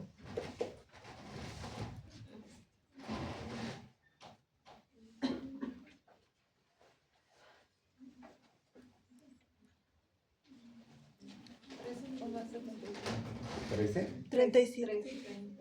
37 minutos. 37 punto. 58. 58. ¿Ya 40? Entonces, en el microgotero, ¿cuánto tienen que cargar? 40 ml de el fluido que ustedes digan. Esto evidentemente depende del peso del animal, ¿no? Hay que considerar las tres cosas que les dije ayer. Si es que vamos a considerar alguna pérdida activa, lo ponemos. Y evidentemente no significa que vamos a gastar todo este volumen. Ahora tampoco les digo, no, 37.58 exactos. No pueden 40, 50, no pasa nada. Pero ustedes van a estimar el volumen que se administra al paciente. Y aquí hay una parte que dice, total de volumen administrado. Va a ser la resta de lo que les sobre, ¿no? Eso es lo que ustedes han administrado al paciente. ¿Ya? Velocidad del goteo. La velocidad del goteo lo vamos a ver en la práctica, pero normalmente es una gota segundo, una gota cada medio segundo. Vamos a valorar ese dato. Y eso normalmente es al ojo con reloj nomás. ¿Ya? Se puede evidentemente sacar esto en segundos, ¿no? Porque esto es 31.58 es en 2 horas, ¿no? O lo mismo que decir, ¿cuántos minutos? 120 minutos. Y luego, ¿cuánto gasta en un minuto? No. Eso ya es regla de tres, pero no lo vamos a aplicar mucho porque esto se aplica principalmente en bombas de infusión. En equipos que ya están programados para poner específicamente cierto volumen en un determinado tiempo. Obviamente en la clínica no hay, pero en algunas clínicas a las que tuve la oportunidad de ir, sí tenían y eso nos hacía todo bien, ¿no? Todo el rato. Y obviamente es lo correcto, pero hay que ver nuestras condiciones igualmente. ¿Ya? ¿Tiene alguna pregunta, duda? Consulta. Abajo, resumen. Dice OVH flanco, OVH línea media, ORH, ¿no? ¿Qué tipo de cirugía estamos haciendo? ¿No? Normalmente vamos a empezar con las ORH. El resumen que tenemos en esta hoja lo realiza el anestesista. En función de lo poco que ha logrado ver, un pequeño resumen bien corto, en el espacio que está ahí ya. En ese mismo rato. Mientras que el primer y segundo cirujano tienen que realizar un informe aparte de todo lo que se realiza en la cirugía. La parte intraoperatoria. ¿Desde qué momento? Desde que ha puesto la primera incisión, en qué posición ha agarrado el bisturí, que igual les voy a explicar, ¿no? ¿Qué mango ha utilizado? ¿Por qué hizo esa técnica? ¿Por cuál testículo ha empezado? ¿Qué vas a hacer ligado? ¿Por qué se me ha soltado esto? ¿Por qué tiene esta hemorragia? ¿No? Todo. Entonces, tanto primer y segundo cirujano, para sus fichas clínicas deben tener un resumen en una plana. Puede tener fotografías, es mucho mejor para ustedes. La única persona... Sí, ahorita voy a hablar de eso. ¿Ya? En relación a las fotografías, son específicas, a veces de todo y de nada se sacan fotos. Y no, eso ya no es correcto tampoco, ¿ya? Va a haber momentos donde me piden y yo les voy a sacar las fotografías, ¿ya? Me piden y les mando su WhatsApp, ¿ya? ¿Qué más?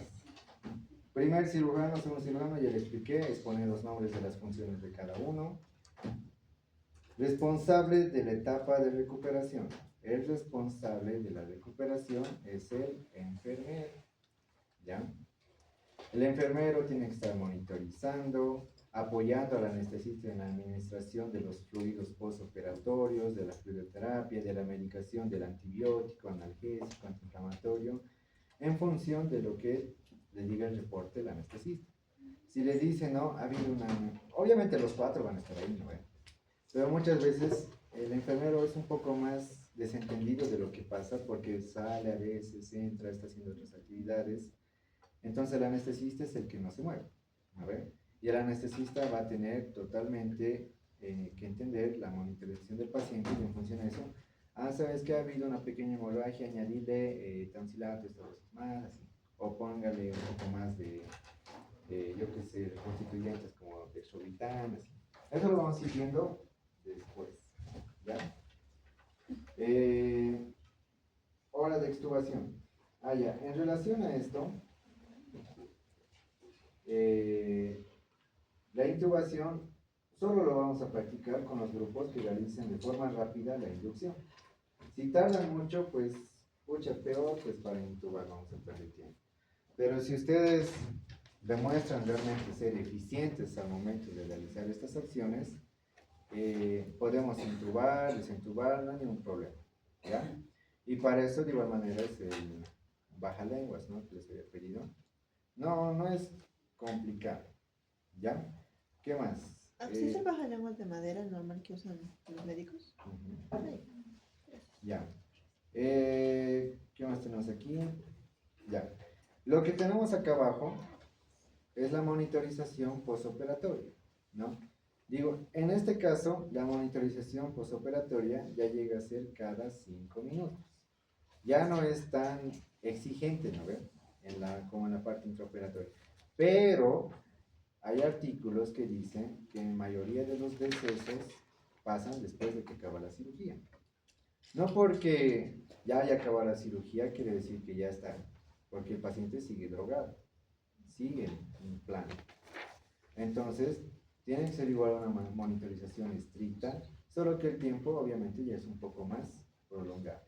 Pero no le quita que el paciente se puede ir en el postoperatorio, ¿ya? De igual manera, frecuencia cardíaca, respiratoria, tiempo de relleno capilar, mucosas, el color, saturación de oxígeno lo que puedan, temperatura. Y aquí el parámetro muy importante es la temperatura. Todos los anestésicos, principalmente la ketamina, llega a generar hipotermia. Entonces, para regularizar esta hipotermia, nosotros usamos mecanismos físicos.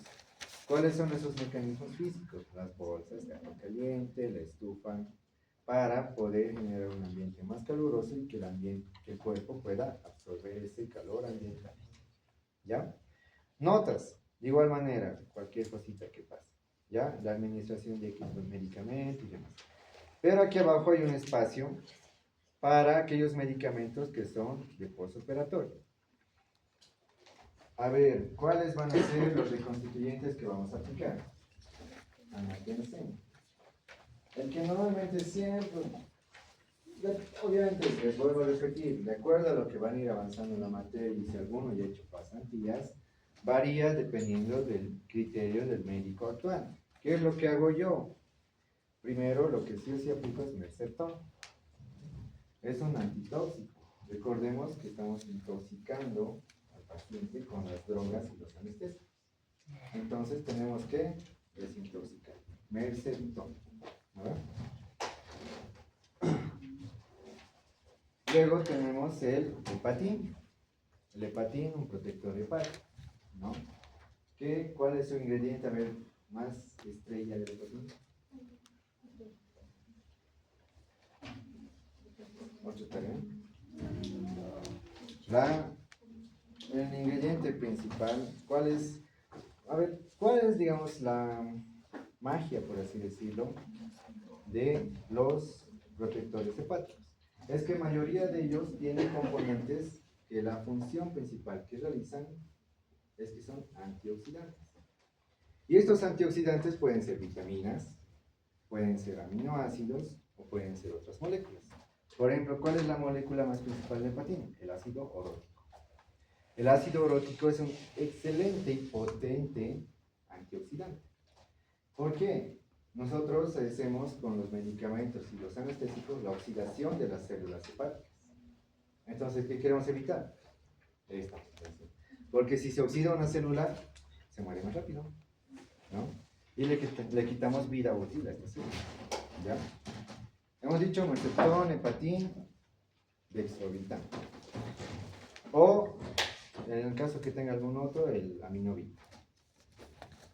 Dextrovitan o aminovit. Luego, ¿qué más tiene? Ranitidina.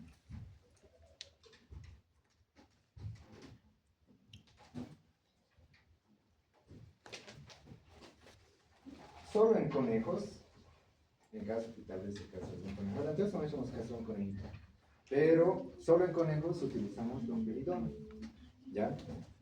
Sí, domperidona. ¿Por qué? Los conejos tienen un metabolismo acelerado, rápido, y los anestésicos generan hilio. ¿Qué era el hilio? No, hilio. ¿Qué es? ¿Qué es? Estasis. Más fácil. Estasis, nada. Ya, vamos a hacer también, van a habilitar un cuaderno de 100 hojas de medio oficio para que nosotros tengamos un glosario, ¿ya? Todas aquellas palabras que no me respondan qué son, anotan y escriben, ¿ya? ¿Cuáles son las primeras dos? Hilio, estasis.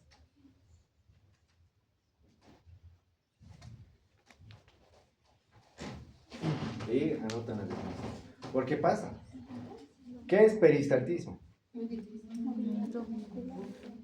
Muscular, ¿ya? Ahora, Ahora si hablamos de peristaltismo intestinal, movimiento del intestino, ¿no? La estasis es lo contrario, el ilio es lo contrario. Entonces, ¿qué pasa? Los anestésicos, por ejemplo, en conejos, llegan a generar estasis intestinal. Y no puedes generar estasis intestinal en un conejo, porque se te va a morir, así, en un rato. Entonces, ¿qué es lo que pasa? Evidentemente, el anestésico que se va a llegar a utilizar no va a generar de forma inmediata esta contraindicación, pero normalmente llega a pasar en el postoperatorio.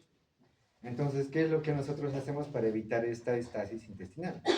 La domperidona es un gastrocinético. Entonces, ¿qué va a generar? Que el peristaltismo tenga una función fisiológica normal. Entonces, el conejito va a estar normal. Normalmente, termina la cirugía, se para, come. Y los conejos, en algún caso, Dios pasen, no vienen en ayunas, jamás. Y sí o sí tienen que venir con comidita para después del post. Tienen que comer después de eso. Por lo mismo, porque su metabolismo es acelerado, es rápido. ¿Ya? Se puede hacer, como les digo, lo hemos hecho, pero ya depende de ustedes. ¿Ya? La domperidona no es decir, entonces solo nos compró para conejos. No, igual se utiliza para gatos y perros, pero depende del momento, ¿no? Ningún paciente es lo mismo. ¿Qué más me estoy olvidando? Hepatone, si es que algún grupo tal vez consigue ese medicamento, de igual manera. No es lo mismo hepatín que hepatone, por si acaso. Después, ¿qué más hay? ¿Qué medicamentos hay así? ¿Cómo es? ¿Qué? El ondansetron. Vamos a valorar el ondansetron. ¿Ya está bien? Sí, creo que es. Vamos a ver, normalmente en pacientes con problemas gástricos, vamos a utilizar el ondansetron como medicamento de primera línea antes de la preinducción. ¿Ya? En pacientes que tengan trastornos gástricos, vamos a usar ondansetron como medicamento de primera línea para evitar el reflujo esofágico, ¿ya? O vómitos, ¿ya? Ahora, el ecógrafo es de disponibilidad para todos. El que quiera realizar una ecografía, practicar, no hay problema. Solo que las ecografías solo se realizan los jueves. No pueden hacer la ecografía el día que se va a operar. ¿Ya? Tiene que ser sí o sí un día antes. Y si hacen un día antes, ese día tienen que igual hacer sus reportes, sacan sus fotografías, su informe de lo que están haciendo y demás. Si ustedes pueden acceder, van practicando cómo se hace el manejo del transductor, ver cómo se encuentra el hígado, ver lesiones hepáticas, cómo se encuentra el riñón, el estómago, la gastritis, que es lo más común de ver, está en su disposición, no hay problema, ¿ya? ¿Preguntas o dudas, Estén? ¿Sí? ¿Se le administra el antibiótico postquirúrgico para evitar infecciones secundarias? Sí. Normalmente sí, porque normalmente, bueno, depende otra vez del criterio veterinario. Hay veces que si la esterilidad se mantiene al 100%, a veces ni se usa antibiótico. Pero hay que ser conscientes cómo es nuestro contexto. Hay veces que hasta del mismo techo se está cayendo esa pintura, ¿no? Sobre el paciente abierto. Entonces, pucha, qué huevadas, ¿no? Entonces, ¿vamos a usar antibiótico? Sí, ¿no? Más o menos, de acuerdo al contexto. Ahora, no digan, no, el audio dice sí o sí antibiótico. No, o sea, todo mi culpa. Pero, de primera línea, de preferencia, sí se utiliza. Ahora, un antibiótico se utiliza, esto es súper importante en el post. Son 3 días de postoperatorio. 3 días después de la cirugía. ¿Qué quiere decir? Yo opero hoy es mi día 0, ¿no ven? Pero también es mi día 1 aplicando antibiótico, ¿no ven? 3 días más tienen que ver al paciente, quien sea de ustedes. Eso ya no va a ser tan estricto, digamos, de, no, vos has operado, vos haces, eso ya de forma interna ustedes ya lo van a resolver, ¿ya? Muchas veces, digamos, debería ser responsabilidad del enfermero, debería, pero no digo que por ser enfermero tiene que hacerlo. Ojo. Ustedes ya van a organizarse, van a ver la manera de cómo cuidar al paciente, tal vez se lo quedan en su casa, tal vez viva al lado, ya depende de ustedes eso, ¿ya? Pero me tienen que mandar un reporte a mi WhatsApp del día en el que, de cada día que ustedes vayan, con una fotografía, con dos fotografías, una fotografía de la herida y una fotografía de ustedes ahí administrando o auscultando lo que sea, ¿ya? Claro, pues. Tengo que ver qué hacen. Si un paciente es derivado a una veterinaria, esa cirugía o caso clínico ya no cuenta, ¿ya? Ya sea porque se ha soltado un punto, de X motivo, que el otro, así, ya no cuenta esa cirugía. Ustedes, o sea, no están jugando, están estudiando una carrera para ejercerla, una licenciatura. Entonces debe ser hecho como tal, para que en un futuro, recuerden que es la única materia que ven, o sea, bueno, ustedes ya van a ver, entre comillas, más materias clínicas, urgencias veterinarias y todo eso. Pero los que están con la antigua malla, ya acaba la clínica, ¿no ven? Entonces, para el momento de ejercer, considero que es importante la materia en la parte aplicativa, en lo que te da plata, ¿no ven? Entonces, 3 días, 2 fotografías, uno de la herida y otro de ustedes haciendo su trabajo. ¿Qué datos me tienen que decir? Frecuencia cardíaca, frecuencia respiratoria, color de mucosas, tiempo de llenado capilar, temperatura. Una descripción corta de anamnesis. ¿Cómo está su perrito? No, te cuento que no despierta hasta ahora. ¿Qué es? Transcurta, no. Entonces, no comen desde ayer, pucha. ¿No? ¿A qué? Todo eso es bien importante, porque luego al quinto día, no, pucha, mira. Por eso es el seguimiento continuo día a día, ¿ya? Entonces, una descripción corta. De anamnesis, ¿qué hemos dicho que vamos a consultar? O sea, en sencillo. Apetito, ánimo, micción, deposición, hemesis. ¿No ves? Es lo básico, que digamos a mí ya se me ha quedado, que es casi lo genérico que se debe preguntar, pero hay otras preguntas más. Está usando la paja, se lame, se rasca, le pica, se muerde, usa cono, ¿no? Entonces ustedes ya van a ir indagando, ¿ya? Pero, evidentemente, todos me imagino que hemos hecho castrar o esterilizar alguna mascotita. Entonces, evidentemente depende del lugar a donde hayan ido, siempre les dan recomendaciones, ¿no? Y les voy a mandar igual mi formato de receta, más o menos, donde cada uno de ustedes tiene que adaptarlo de acuerdo a su grupo, ¿ya? Y ahí ustedes van a notar qué cosas se van a aplicar y demás, ¿ya? Eso lo vamos a ver igual de forma, tal vez virtual o presencial, cómo se hace el llenado de la receta, ¿ya? Pero igual deberían ya saber. ¿Qué más me estoy olvidando? ¿Otra duda? ¿Consultan? Así que hacemos si el dueño no incumple con el ayuno. Tienen que cumplir. Si no, si es que, ¿qué pasa si un paciente no llega con... el ayuno. Eso es muy importante. Mínimo 6 horas, máximo 10 horas. Ideal 8 horas. ¿Ya? Mínimo 6 horas, máximo 10 horas, ideal 8 horas. ¿Ya? Ahora, puede que, como dijo Nicole, el dueño no dice que lo ha traído bien, como se le ha escapado desayuno. Entonces, ya es responsabilidad de ustedes, ¿no? Ustedes tienen que tienen que realmente hacer entender como quisieran trabajar ustedes en la veterinaria, ¿no? Ustedes no van a recibir un paciente que saben que va a venir, que va a comer esta mañana, no, entonces no se puede, ni modo, es gratis, no hagan entender eso al dueño, no se cobra, ojo que no se cobra, nada se cobra, y tienen que hacer entender al dueño que como es gratis, por lo menos que ponga eso de su parte. Y si no puede y ustedes realmente quieren apoyar, entonces llévense al paciente a su casa y ustedes aseguren el ayuno, ¿ya? Pero eso ya es su Sus cosas. ¿Ya? ¿Qué más? ¿Alguna pregunta de más, tal vez? ¿Hasta ahí? ¿Sí? Sí, disculpe, con los casos clínicos, ¿desde cuándo podemos iniciar? ¿O qué días es especial? Ya. Los casos clínicos pueden ser valorados con mi persona o el doctor, ¿ya? ¿En qué horarios yo tengo tiempo? Yo tengo tiempo los martes de 9 a 1 de la tarde. A ver,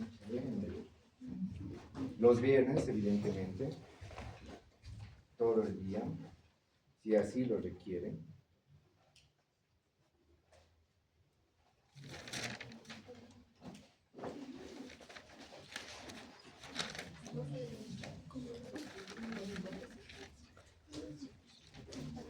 A los martes de 9 a 1. Los miércoles de 1 a 3:30. Los jueves de 1 a 2:30. Y los viernes todo el día. Yo los sábados no voy a poder esta semana apoyar mucho, ¿ya? Si es que hay algún caso excepcional, van a ser los domingos, para tal vez recuperarse los días, no, depende del grupo, pero como hablamos con el doctor, de preferencia vamos a abarcar nuestro horario los viernes, y ya. Sábados, yo personalmente no puedo. Si el doctor puede, hacen con él, no hay problema. Pero todas las fichas deben seguir el formato que les voy a mostrar ahorita en la clínica, ¿ya? ¿Qué más? ¿Alguna duda más? ¿Consulta? Pues esa fórmula de la fluidoterapia se usa para todos los tipos de sueros, ¿verdad? Es de mantenimiento, por si acaso, solo mantenimiento, no considera pérdidas activas. ¿Alguna duda más? ¿Consulta?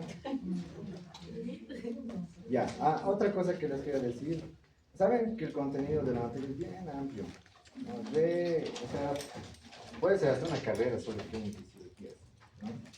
Incluso con especialidad, 2 años viendo, solo instrumental, ¿no? Pero tanto el doctor y mi persona tratamos de que sea lo más ameno posible, que puedan captar por lo menos algunas consideraciones que yo hubiera igual querido aprender con la materia. Ahora, para poder llegar a abarcar todo el contenido analítico y el contenido que quisiera que lleguen a captar, tenemos ya de por sí los jueves de 9 hasta que acaben, ¿no ven? Pero también yo quisiera pasar los sábados de igual manera de 9 hasta que se acabe. ¿Por qué? Porque realmente el contenido teórico es bien amplio y no me va a alcanzar solo los jueves, ¿ya? Por ejemplo, ahorita nos estamos retrasando sobre anestesia, principios de anestesia, ver la clasificación de los medicamentos, instrumental, suturas, puntos y demás, ¿ya? En relación a lo que vienen siendo los puntos, les voy a mandar videos, ¿ya? Para que sea más ameno, porque digamos aquí yo suturar y están haciendo una pelota, no me parece tan correcto. Entonces les voy a mandar videos en relación a los puntos que tienen que hacer en su bastidor, ¿ya? Y ahí ustedes ya van a ir armando de acuerdo a las fechas que ven. Los bastidores se revisan en el primer parcial escrito, segundo parcial escrito y en el examen final, ¿ya? Entonces vamos a ir haciendo ciertos puntos y yo les digo que deben traer para el primer parcial. Otra cierta cantidad de puntos para el segundo parcial y otra cierta cantidad de puntos para el final. ¿Ya? ¿Dudas, consultas? ¿Sí? ¿El orden de las cirugías va a ser por grupos, por los grupos? No, va a ser a sorteo. Se va a sortear y en función de eso vamos a ir. Bueno, cada semana vamos a sortear. Tal vez lo que trabajemos es que son muchos, son 12 grupos. Entonces son 6 y 6. Tal vez lo que trabajemos va a ser 2 turnos nomás, 6, 6. Estoy viendo. Todavía seguimos coordinando eso con el doctor, ¿ya? pero les voy a avisar. Pero la práctica de fluidoterapia sí va a ser así, de 6-6. Un grupo en la mañana y otro grupo en la tarde. Pero en las cirugías no es lo mismo, ¿no? Porque se necesitan, entre comillas, 2 mesas, ¿no ven? Por lo menos una mesa de preparación del paciente y otra mesa donde van a operar. Y evidentemente las mesas no alcanzan, ¿ya? Entonces, no es necesario que estén todos, puede venir solo una persona por grupo a la clínica, ¿ya? Ya ahí yo les voy a mostrar más o menos cómo funciona la aplicación, el archivador, y pueden sacarle sus fotos pertinentes y demás, ¿ya? ¿Dudas, consultas? ¿Qué? Les voy a mandar por mensaje. Lo de los archivadores, eso o sea, es junto con la clase de fluidoterapia, de lo que nos va a mostrar lo que acabo de decir. No, es ahorita. Ah, Sí, es ahorita. Ya, eso sería todo y mañana a las 9 de la noche les mando. ¿Ya?